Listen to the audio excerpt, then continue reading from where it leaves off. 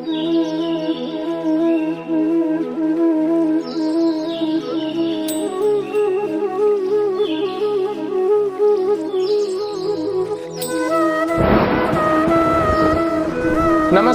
सुप्रभात प्यारे विद्यार्थियों। कक्षा 12वीं की अनिवार्य हिंदी की ऑनलाइन क्लासेस में आप सभी का हार्दिक स्वागत एवं अभिनंदन। प्यारे विद्यार्थियों, हमने अभी तक सूरदास के भ्रमर गीत के पदों के बारे में चर्चा करी थी।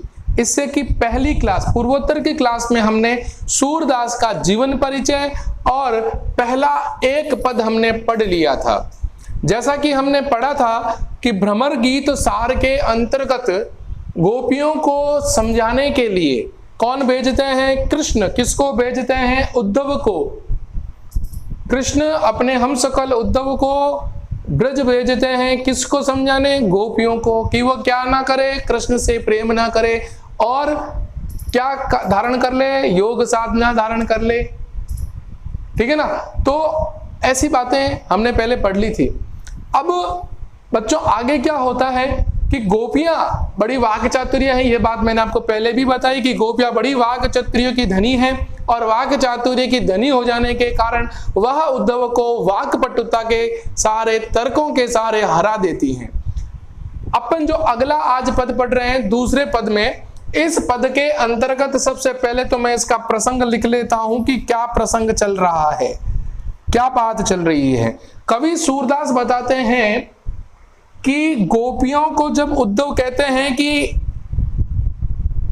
हे ब्रज की गोपियां, कृष्ण अब तुमसे दोबारा कभी नहीं मिलने वाले हैं, तुम्हारा और उनका वियोग हो चुका है, क्यों तुम अपने आप को व्यथित और दुखी कर रही हो? अच्छा यही होगा, कृष्ण को भूल जाओ और योग को धारण कर लो, जोग बन जाओ, वैराग्य धारण कर लो। ये बातें गोपियों से कही थी उद्धव ने। तब गोपियों ने उद्धव से क्या कहा कि श्री कृष्ण जिसे वो अपना प्रियतम पति और स्वामी और ईश्वर मानती है, कि श्री कृष्ण से संयोग व वियोग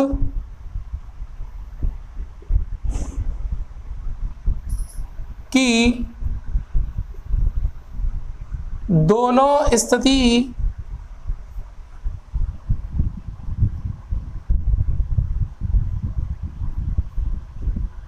उनके लिए लाभकारी है। अब कैसे लाभकारी है अपन पढ़ते हैं। देखो, आप इससे तो मानते ही हैं कि गोपियां कृष्ण के प्रति एकनिष्ठ प्रेम रखती थी और भले ही उनसे वो वियोग की स्थिति में जी रही हो, संयोग की स्थिति में तो गोपियां कृष्ण के साथ प्रेम करती थी, मिलन करती थी और रासलीला करती थी, तो गोपियों को अत्यधिक क्या था? लाभ ही था और उनकी प्रसिद्धि थी। अब वियोग भी हो गया तो वह क्या करेगी? गोपियां कृष्ण के प्रेम का यशोगान करेगी कि कृष्ण ने हमारे साथ किस प्रेम भाव से रहा है। तो उस दोनों स्थितियों में गोपियों को लाभ ही होने वाला है, कुछ हानि होने वाली नहीं। अगर हानि होती तो वो योग साधना क्यों नहीं धारण कर लेती? यही बात उद्धव को गोपियां समझा रही है। उसको विभिन्न तर्क के माध्यम से, विभिन्न व्यंग्य के माध्यम से बात बताती हुई गोपियां कहती हैं, क्या कहती हैं? आइए पढ़ते हैं। हम तो दो भांति फल पाया, हम तो दो भांति फल पायो। हम तो यानी हमने, यानी गोपियों ने, दो यानी दोनों और से, भांति प्रकार से, फल पायो पाना, जो ब्रजनाथ मिले तो नीको नातरु जग जस गायो। ब्रजनाथ यानी ब्रज के नाथ कौन? श्री कृष्ण। मिले, मिल जाए तो नीको, नीको मतलब अच्छा है, नातरु नहीं तो जग। इस संसार में जस का मतलब होता है यश, गायो मतलब गान करना। कहते कहा तो वे गोकुल की गोपी सब सभी प्रकार से वर्णहीन, वर्णों में हीन, यानी छोटी जाति की, लघु जाति यानी छोटी जाति। कहां और कहां वे, कमला यानी लक्ष्मी के स्वामी यानी पति संग बैठे, मिली एक पाती एक पंक्ति में। आप बता दूं यहां पर कुब्जा की बात हो रही है, ठीक है। निमग्न ध्यान मुनि ज्ञान अगोचर, श्री कृष्ण जो है ना वह पुराणों के ज्ञाता हैं, जानकार हैं, ठीक है। अगोचर ज्ञानवान है।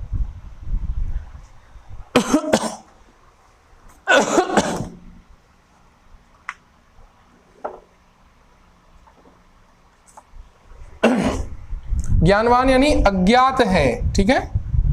ज्ञानवान व अज्ञात है।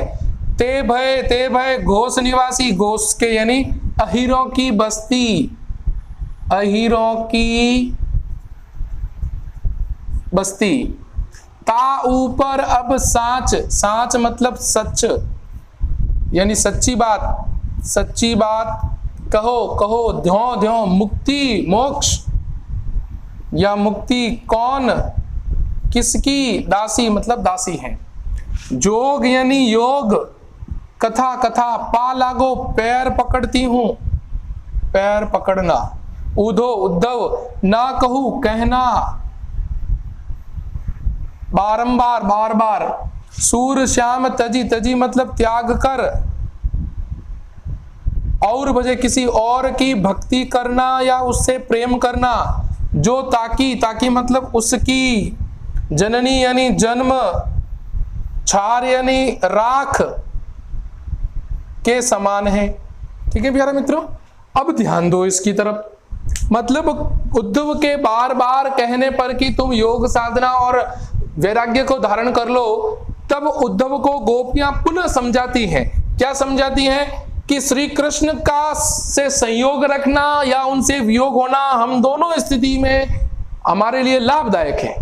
वियोग भी लाभदायक है और संयोग भी लाभदायक है। संयोग लाभदायक यूं कि संयोग कृष्ण के साथ रहकर वो उनसे अत्यधिक प्रेम के भाव में रंगी रहेगी, और वियोग में अगर कृष्ण उनके पास नहीं है तो वो जगह जगह घूम घूम कर कृष्ण और उनके प्रेम की यशो गाथा गाएगी, और ये उनके लिए अच्छी है। लोग उनकी वाहवाही करेंगे कि भाई हम कितने बड़भागी, हम कितने भाग्यशाली हैं कि हमने कृष्ण के साथ समय बिताया।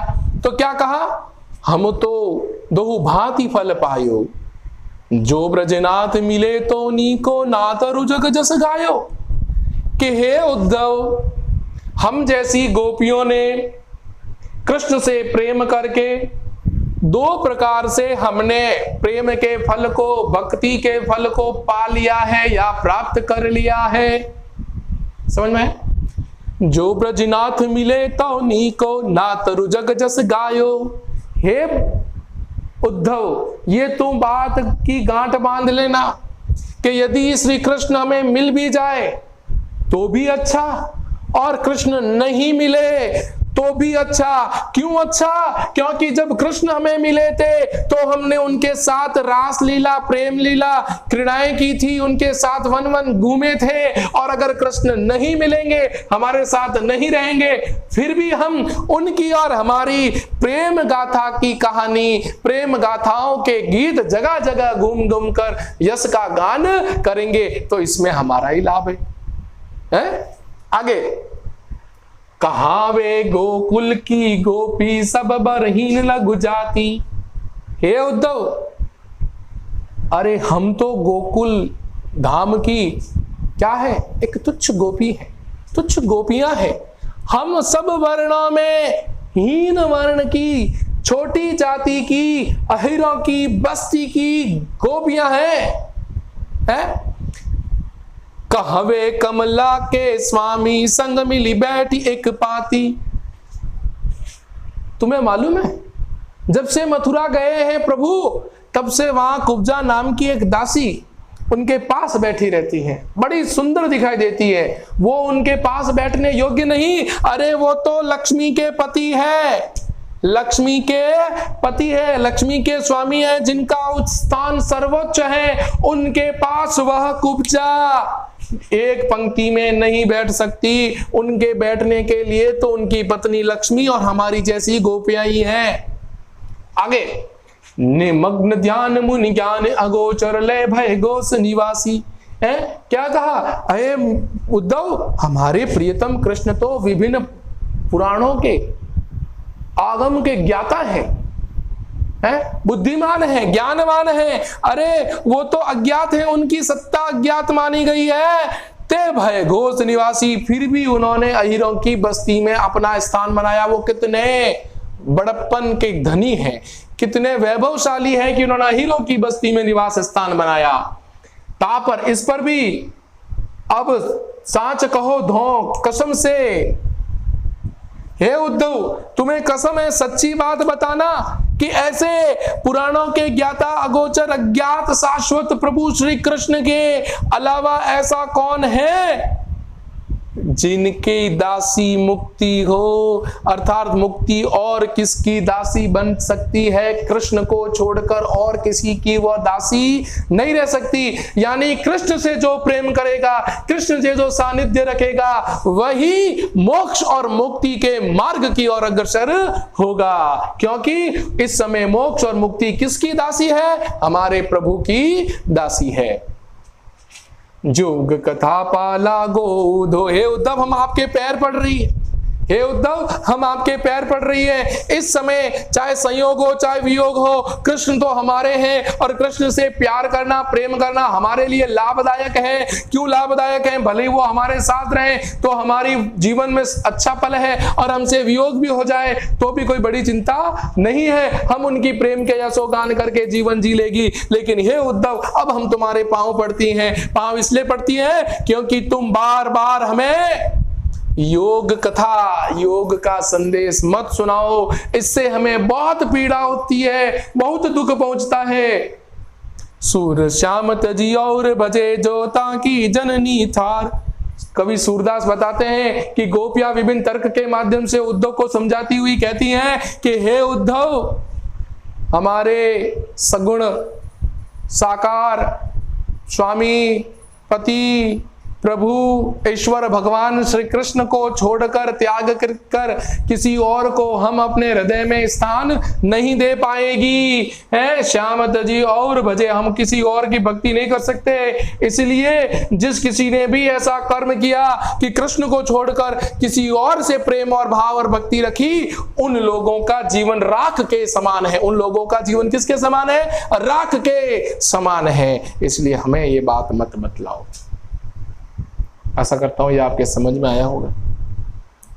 चलें तीसरे पद की ओर। ये अपना तीसरा पद है भ्रमर गीत सार का। और इस तीसरे पद की जो प्रसंग है वो प्यारे बच्चों, प्रसंग ये है, इसमें प्रसंग ये चल रहा है। प्रसंग इस प्रकार है कि मथुरा को काजल की यानी झूठ की कोठरी माना है, खान माना है। कोठरी को अपन खान भी कह सकते हैं, खान माना है। और ये किसने माना है? गोपियों ने। गोपियों ने गोपियों ने किसको माना है? काजल की कोठरी मथुरा को। क्या मानी है? ध्यान रखना। प्रस्तुत पद में कवि तुलसीदास बताते हैं कि गोपियों द्वारा उद्धव को विभिन्न व्यंग और आक्षेप और तर्क देते हुए गोपियां कहती हैं कि हे उद्धव, ये मथुरा से जो तुम आए हो ना, वह मथुरा काजल की कोठरी है, अर्थात झूठ की खान है। वहां से जो भी लोग आए हैं ना, वो उन सब ने झूठ ही झूठ बोला है। ठीक है ना? तो क्या हुआ समझिए। बिलग जनी मानहु उधो प्यारे। हे उद्धव, बिलग यानी अलग, जानी मतलब जानकर, मानो हूं मानो आप हमें अलग क्यों जान रहे हो? उधो उद्धव प्यारे, प्यारो, वह मथुरा काजर की कोठरी। काजर मतलब काजल, और यहां पर क्या है? झूठ। आवहिते कारे, आवती मतलब वहां से, जे मतलब वहां से, आने वाले, आवही, आवही मतलब आने वाले। सब क्या है? कारे मतलब काले हैं। तुम कारे यानी काले। सुफलक सुत कारे, सुफलक सुत है साहब अक्रूर जी, वो भी कारे काले। कारे मधुप, मधुप मतलब भ्रमर, भंवरे, भंवरे। तिनके संग अधिक छवि उपजत, उपजत मतलब उत्पन्न होना। कमल नयन मनि आरे, कमल नयन मतलब कृष्ण। मानहु नील माट ते काढ़े, नील माट मतलब नीले मटके, काढ़े मतलब काढ़ना, निकालना। जमुना जाय पखारे, जमुना यानी यमुना, जाकर पखारना यानी स्वच्छ करना। तागुण, गुण का मतलब होता है गुण, विशेषता। श्याम भई कालिंदी, श्याम मतलब काली, कालिंदी मतलब यमुना। सूरदास, श्याम यानी कृष्ण। देखो यमक अलंकार हो गया भाई, श्याम दो बार आ गया है, एक श्याम यहां पर, एक श्याम यहां पर। श्याम का मतलब काला और एक श्याम का मतलब कृष्ण। गुण न्यारे, गुण गुणों के भाव। कि हे उद्धव, यहां यानी मथुरा से जो कोई भी आया है वह सब झूठ के प्रतीक थे। क्यों नहीं? गोपियों के साथ छल तो मथुरा वालों ने किया, ब्रज वालों ने तो किया नहीं। उनके साथ अगर किसी प्रकार का छल हुआ है, धोखा हुआ है, कपट हुआ है तो वो मथुरा वालों ने किया है, क्योंकि वो काले थे। भाई हमने तो कोई किया नहीं छल कपट, इसलिए वो झूठों की खान कौन है? मथुरा है। वहां से आने वाले सब काले ही काले। कैसे? बिलग जनी मानहु दो प्यारे, हे उद्धव तुम भी उनसे अलग नहीं हो। किनसे? मथुरा वासियों से तुम भी अलग नहीं हो, क्योंकि वह मथुरा काचर की कोठरी ते आवहि ते कारे। हे उद्धव, जिस जगह से तुम यहाँ ब्रज में आए हो उस मथुरा से आने वाले सभी लोग काले वर्ण के हैं, झूठे हैं, झूठे वादे करते हैं, छल कपट और अपना स्वार्थ सिद्ध करते हैं। अरे सर्वप्रथम अक्रूर जी आए। अक्रूर जी कौन थे? कृष्ण के चाचा। क्या कि सर्वप्रथम हमारे प्रियतम, हमारे प्रभु के चाचा श्री अक्रूर जी आए।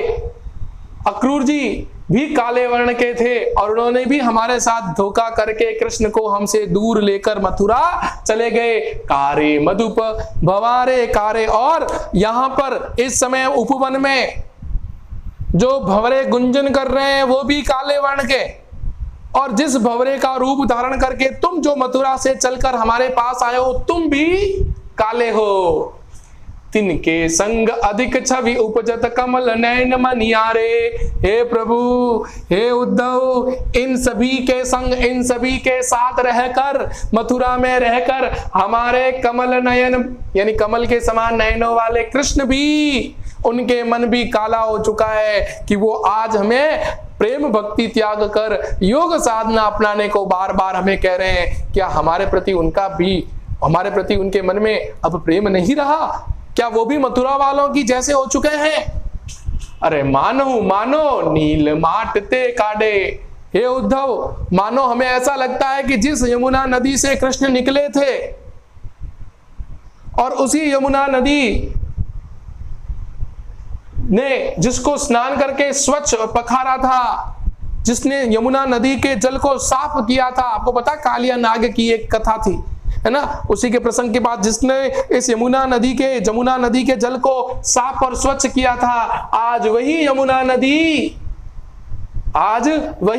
नदी हे उद्धव, प्रभु श्री कृष्ण के गुणों के कारण आज वही यमुना नदी पुनः काली हो चुकी है, काले वर्ण की बन चुकी है। हे प्रभु, हे उद्धव, क्या तुम्हारे मथुरा नगरी की यही विशेषता है कि वह लोगों के साथ छल कपट स्वार्थ करे और उनके भावनाओं से खेले? हे उद्धव, हम कृष्ण के अलावा किसी और से प्रेम नहीं करती, ऐसी बात इस पद में कही गई है। चलिए बच्चों, अब अपन पढ़ते हैं चौथा पद भ्रमर गीत का ही, ठीक है ना? उसको आगे बढ़ाते हैं। इसका प्रसंग क्या होगा? इसका प्रसंग यह होगा कि गोपियां उद्धव से कहती हैं, हे उद्धव, हमारी आंखें श्री कृष्ण के दर्शन की भूखी हैं। एक बार, यानी तुम एक बार कृष्ण के दर्शन करवा दो, ताकि हमारे हृदय को शांति मिले। क्या कहती हैं गोपियां? ध्यान से समझिएगा। गोपियां कहती हैं कि हे उद्धव, हे उद्धव, तुम जो इस समय हमें योग संदेश देकर ये आए हो, योग संदेश देने आए हो, वह योग संदेश हमारे लिए प्रभु श्री कृष्ण और उन दोनों के बीच में वियोग की दशा को और अधिक बढ़ा रहा है। क्या कह रहा है? गोपियां कहती है कि हमारी अखियां यानी आंखें, हरि यानी कृष्ण दर्शन की भूखी यानी प्यासी, या कहें लालायित होना। कैसे रहे? रूप सराची, रूप सुंदरता रूपी आनंद, बतिया मतलब बातें, सुनी, रूखी, रूखी का मतलब होता है नीरस। ठीक है, आगे अवधि, अवधि का मतलब होता है कृष्ण के आने की अवधि, कृष्ण के आने की या आने का समय, लौट आने का समय। गणत यानी गिनकर, गिनकर एकटक अपलक रूप से। मग यानी रास्ता, जोवत यानी देखती हूं। तब ऐती नहीं झुकी, ऐती मतलब इस प्रकार, झुकी का मतलब दुखी, शुद्ध। आगे कि अब इन जोग यानी योग संदेशन उदो अति अकुलानी, व्याकुल, दुखी मतलब दुख से परिपूर्ण। बारक यानी एक बार। वह मुख फेरी, मुख यानी श्री कृष्ण। दिखाओ मतलब दिखाओ ना। दुही मतलब दूहना। पय मतलब दूध। पी मतलब पीना। पतुकी का मतलब होता है दोने का बना, पत्तों से बना दोना, पत्तों से बना दोना। सूर, सूर सिकत यानी रेत। हटी, हट पूर्वक। नाव यानी नाव, चलाओ मतलब चलाना। सरिता, सरिता का मतलब आप लिख लें हृदय रूपी, हृदय रूपी नदी पर। सूखी का मतलब जल रहित। ध्यान से समझना बच्चों इसको। प्रस्तुत पद में गोपियां उद्धव से कहती हैं कि हे उद्धव, तुम्हारे योग संदेश से हमारे मन में कृष्ण के प्रति वियोग की उस दशा को और अधिक बढ़ा दिया है, व्याकुल की दशा को और अधिक बढ़ा दिया है। हमारी आंखें तो कृष्ण के दर्शन का दीदार करने के लिए भूखी हैं। क्या कहा? हे उद्धव, अखियां हरि दर्शन की भूखी। हे उद्धव, हमारी आंखें तो कृष्ण दर्शन की प्यासी हैं, कृष्ण के दर्शन के लिए लालायित हो रही है। उनके बगैर हम जीवित नहीं रह सकती, क्योंकि हमने उनके साथ रहकर रूप सराची सुंदरता रूपी आनंद से हम सनी हुई उन बातों को याद करते हैं, आज भी समझते हैं, लेकिन तुम्हारी यह बातें, कौन सी बातें? योग संदेश रूपी बातें हमें कैसी लग रही है? नीरस लग रही है। अवधि गणत एक टगमग जोवत, कृष्ण के आने का समय और कृष्ण के लौट आने की समय को देखते हुए, उसका इंतजार करते हुए, समय को गिन गिन कर अपलग रूप से देखती हूं। तब एते ही नहीं झुकी, तब भी वह इस प्रकार दुखी और शुद्ध नहीं हुई जितनी अब इन योग संदेश न उधो, उतनी तुम्हारे योग संदेश को सुनकर अतियाकुलानी, व्याकुल होकर दुखी हो चुकी हैं। बालक वह मुख फेरी दिखाओ, एक बार तुम कृष्ण का वह मुख दिखलाओ, जो मुख दूध पीने के लिए, दूधते हुए दूध को पीकर पत्तों से बने दोने से पीते थे। सूर सिकत हटिनाव चलायो, हे उद्धव तुम रेत से भरे उस समुद्र में या उस नदी में हट पूर्वक नाव चलाने का प्रयास कर रहे हो, अर्थात तुम हमारे हृदय रूपी नदी जो कि अब सूख चुकी है, उसमें तुम क्यों योग की नाव चलाना चाहते हो? ये था इसका सरल अर्थ। अब व्याख्या सुनिए। प्रस्तुत पद में कवि सूरदास कहते हैं कि गोपियां अत्यधिक दुखी हैं और व्याकुल हैं, ऊपर से योग संदेश सुनकर उनकी व्यथा और अधिक बढ़ जाती है। तब वो कहती हैं कि हे उद्धव, हमारी आंखें तो कृष्ण के दर्शन की प्यासी हैं, लालायित हैं। इतना ही नहीं, हम तो कृष्ण की सुंदरता रूपी आनंद में इस तरह रम चुकी थी, आनंद से परिपूर्ण हो चुकी थी, लेकिन तुम्हारी रम चुकी थी, लेकिन उस आनंद में तुम्हारे योग रूपी संदेश की बातें हमें नीरस लगती हैं, जिसमें कोई रस नहीं, नीरस लगती हैं। कृष्ण जब से यहां से मथुरा गए हैं, तब उनके आने का इंतजार करते करते हमारी आंखें एक टक उस रास्ते को देख रही हैं। उन एक टक रास्ते को देख करने पर भी हमारी आंखें इतनी व्यथित, दुखी और शुद्ध नहीं हुई जितनी अब तुम्हारे योग संदेश को सुनकर अत्यधिक व्याकुल और दुखी हो गई हैं। इसलिए हे उद्धव, तुम एक बार श्री कृष्ण का वह श्रीमुख के हमें दर्शन करा दो, जिस श्रीमुख से भगवान श्री कृष्ण पत्तों से बने दोने में गायों के दूते हुए दूध को पीते थे और पीने से उनका मुंह सफेद हो जाता था। वह हमें मुख दिखाने की आवश्यकता है।